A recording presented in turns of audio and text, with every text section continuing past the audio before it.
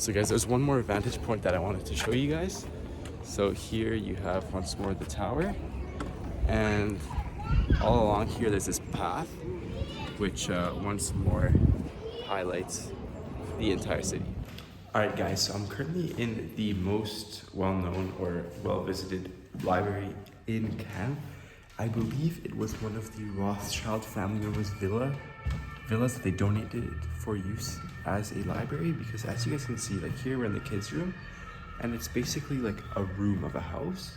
You can have like all of the shuttered windows and everything, and there's a beautiful garden that I'll show you guys, which was essentially the backyard, I imagine, of the house. But it literally is like a house, this library. Just want to make sure that there's nobody here before I begin talking. And you have yet another room. So each room is kind of, this is the kids section, but it's really interesting. I haven't even gone to the adult section yet, which I believe is slightly bigger.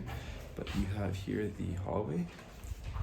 And I'm going to show you guys the staircase. Also, it's quite elaborate, that leads to the upstairs.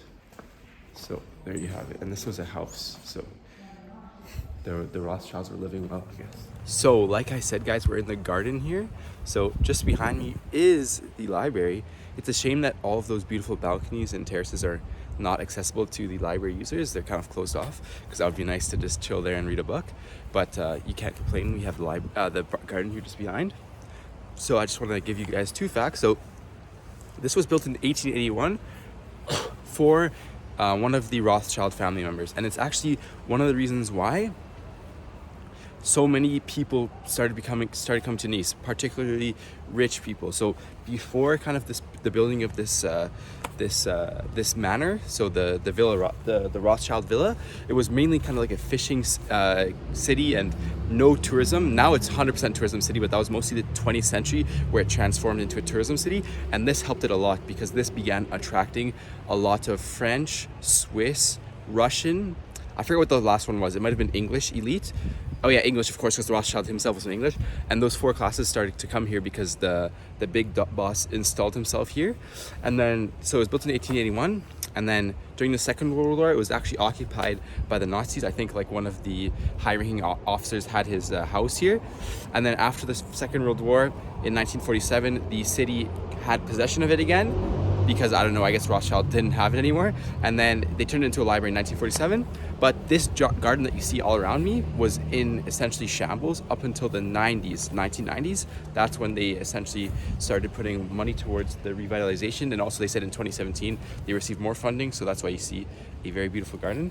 And I'm gonna take advantage of this to eat a bit of food here with my bottle of water that I just filled up. Gotta stay hydrated, and I'll make my way to the park I mentioned. So guys, I said the park I mentioned, but I'm not sure yet if I've actually mentioned it. It's basically just a sick park in the city. As I'm walking here, I wanted to highlight the landscape you have. It's so similar to Beverly Hills. And although I've never been there in my life, I've played a lot of GTA 5, so I kind of know how it goes. You can see here you have a road that just goes winding all the way through there. And then of course, you don't have just those hills, but you have a bunch of manors. So obviously they're kind of hidden, all of them, through the vegetation and stuff. But from what I can tell, these are some pretty solid houses. So it really reminds me of that Beverly Hills, in particular that kind of twisty road.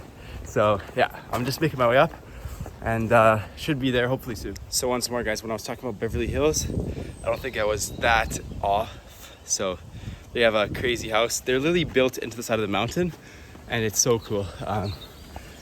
But they also are so lucky too, because they're right beside this beautiful park, just inside the city, or just outside the city rather. But yeah, I just wanted to note that. Alright guys, so I'm here on the paths, and in fact, this reminds me very much so of being in Luxembourg, because the paths are of course in the middle of nature. I hope I'm on the right path. The one I'm supposed to do is 3 kilometers in length. It's gonna take me an hour, and then it's another 30 minutes to get back to the station. An hour and 30 minutes in total, and I have a bit more than an hour and 30 minutes left until my train leaves. Of course, that's all of the estimated times from Google Maps, so I can probably do a bit faster, so I should be good. And yeah, I'm probably just gonna do this hike. If there's anything interesting, I'll show you guys, but if not, I'm gonna make my way to the train station afterwards. So guys, I found something cool. First of all, can you hear the classical music? Maybe you can't, but it's interesting. There's some classical music concert going on. But yeah, as you can see here, we have quite a large cross. It's called the Cross Viewpoint. Unfortunately, there's not much of a viewpoint. Like, it's all covered by trees and there's nothing to see there. But I guess from below, it's a viewpoint that you can see. However, yeah, I just wanted to come here. I'm actually kind of taking a detour, but now I'm gonna get back to my path after seeing that, which was pretty interesting. Hamdiddly guys, so check out once more this incredible view. So basically, I'll quickly just point out, you have there is where the old city is, I believe. Yes, I believe so. I could be mistaken, but I'm quite sure that that's where it is. Sorry, there, where it's covered by the trees. And that's because it's at the higher elevation too. And then you have the entire city just rolling out there on the other side. I'm trying to see if you can see the festival center, but I believe it's also covered.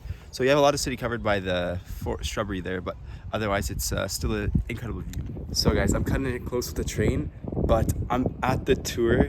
Sorry, not the tour, I mean that's what it is in French, but the tower that I showed you guys earlier in the vlog. And it was made in the 11th century, 21 meters in height, 109 steps.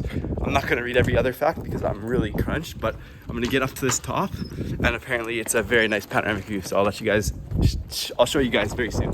So you guys, here you have it. It might be really windy, so I'm not sure if you'll be able to hear me well, but I'm here at the tower, and I cannot underestimate how incredible it is, or overestimate rather. I thought it would be kind of a windowed view, but literally I'm on the roof, and you can see the entire city. So here's the actual city itself of Cannes. Once more, that's where the the film festival occurs, and then you have the entire city behind you. So it's incredible.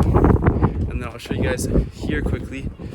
You have what seems to be a map of the ancient city, but I'm only guessing. There's no explanation with that respect. And also, where I was when I was hiking is actually around there approximately, I believe, if I'm not mistaken. So it's incredible. And with that being said, I'm now gonna appreciate the view for myself a bit, and then I'm gonna run to the train station. And I just want to quickly note, guys, that I showed you guys the wrong tower. I thought it was that tower that I was going to go up of, but I must have clearly not seen this one, which is much taller. As you can see, I'm quite at a higher elevation than that one. So yeah, and also one thing I'll mention quickly is check out the size of that door. It's tiny. And yeah, so I had to crouch down to get under, but yeah, I'm gonna get back now to the train station and head to the next one. So I keep on saying this is the last recording I'll take in this city. I wanted to show you guys one more thing. This is a market. So it's called the Marché Fauville. It's clearly not in session right now. It's probably only the weekends where it's active, but I'll show you guys both ends. It seems to be a fish market, but also a flower market. I think just all fresh kind of local stuff is sold here. And this is something you don't see in Canada, where I'm from at least. Or you have farmers markets, but I don't know, it's different to be here in France and see them ones like this, because of course it's a market with much more Mediterranean kind of certain offering, you know, fish and flowers and things that can only grow in the warm climate. So there you have the Cannes vlog done and dusted. Nice little 2-part short series, and the next one is only a 1-part vlog, so stay tuned for that.